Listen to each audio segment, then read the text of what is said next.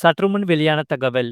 வங்கி கணக்கு விஷயத்தில் அனைத்து வங்கிகளுக்கும் ரிசர்வ் வங்கி புதிய உத்தரவு பிறப்பித்துள்ளது. இந்திய ரிசர்வ் வங்கி அடிப்படை சேமிப்பு வங்கி வைப்பு கணக்குகளுக்காக இலவச சேவைகளை நீடித்துள்ளது. இந்த கணக்குகளை குறைந்த செலவாகவோ அல்லது சரிக்கட்டும் விருப்பங்களாக வங்கிகள் கருதக்கூடாது என்று ரிசர்வ் வங்கி கூறியுள்ளது.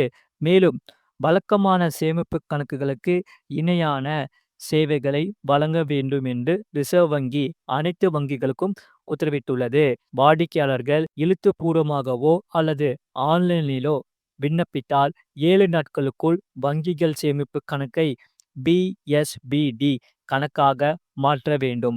இந்த புதிய விதிமுறைகள் அடுத்த 2026ஆம் ஆண்டின் ஏப்ரல் 1ஆம் தேதி முதல் அமலுக்கு வருகிறது.